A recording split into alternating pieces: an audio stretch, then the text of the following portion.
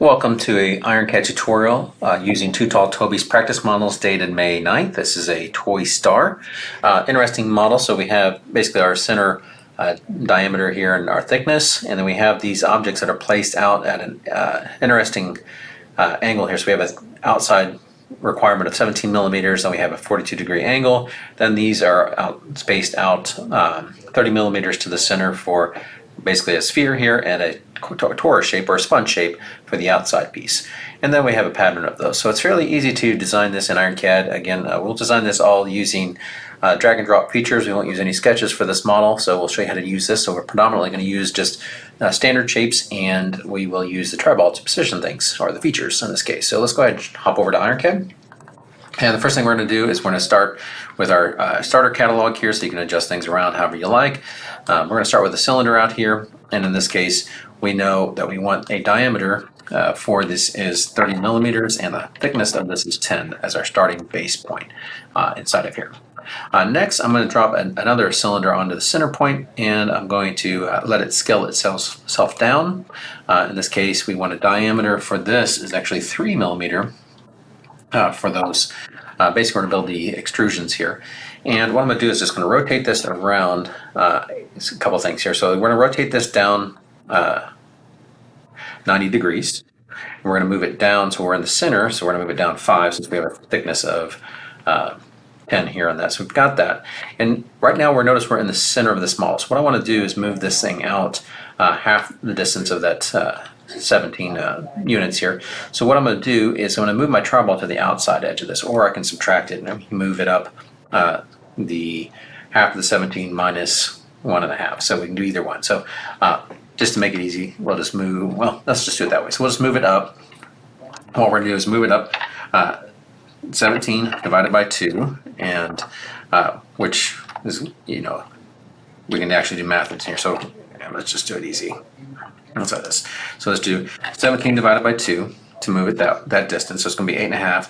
And now we want to subtract a 1.5 from that. So we can just subtract half and make that 7.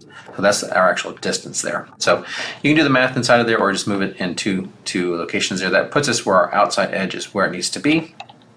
And next, I'm going to select my feature in the browser here. I'm going to select that. I'm just going to pull it out a certain distance here. So typically it was like 30 millimeters, but we can go ahead and just type that in there. What we need to do is angle the shape from that location. So we know we're 17 millimeters from this edge now. We can turn our TriBall on, and again, we're going to move this up 1.5, and then we're going to move it out to this reference location here. So we're right on that edge of that, at that location along that axis, and now we can simply just rotate this model down, hitting the space bar. We can rotate it down 21, because it's going to be a total of 42, so we just rotate it 21. Next, we want to make a copy of the shape to the other side, or basically mirror it. So we can just select the shape, turn the TriBall on, and I'm going to hit the space bar again. I'm going to move it to the center. So that's our reference location. Now it maintains the angle of what we've set. We can reset that by right-clicking on the TriBall and say reset to the global, which puts us back in the regular orientation. And we can hit the space bar again, because now we're just going to simply create a mirror shape by right-clicking on that top handle and doing a mirror link to the other side. So that will put us in the locations there for us. So that'll be a 17 to 17 from here at a total angle of 42 from the outside to outside. Next, we're just going to drop a sphere. Do a similar thing. I'm going to drop it on this reference here. We could have built this halfway, then I moved it out later. But anyways, we'll just drop out a sphere here. And we know the sphere itself is going to be 9 millimeters. And again, we're going to move that out 30, and we're going to move it inside 5 inside of this. So we'll just move in 5, and we're going to move out 30. Like that. So we can, just doing these individually, we can do them all together if we wanted to save some time, but anyways, I'm doing piece by piece. So we got these two, we got our sphere. Now we're going to do our torus shape, and under our additional shapes in our catalog, you'll see a torus shape in here. So I'm going to drag and drop that onto the center as well. And in this case, it's got a thickness, so if we click on this, a thickness of 4, it's got a radius of 2 in the dimension that it gives you. And the outside of this needs to be 11. In there. So next, do the same thing. We're going to move it in 5 and move it out 30. basically place those shapes.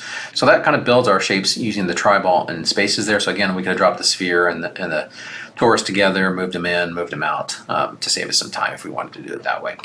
But anyways, I'm just showing you how you can do it individually inside of here.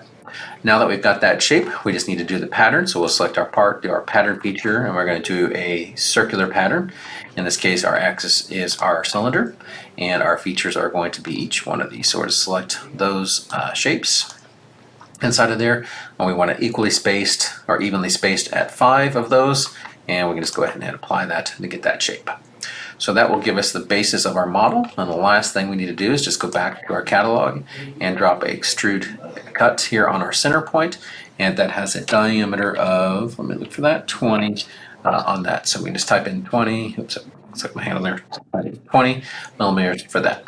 So that will give us our overall shape for this toy star inside of IronCAD. Again, just using drag and drop shapes. And if we go to our properties, it has a mass density for this guy of 1020. If we hit tab, we can see that we're about 7.3 for the grams inside of there. So that's all it takes to build that in IronCAD. Hopefully you enjoyed watching that. And you can take this into our sketch or to our technical drawing environment, whether it's the IronCAD drawing or the draft environment, to dimension all this out if you like, to see if that all measures up correctly. Enjoy, and we'll see you on the next video.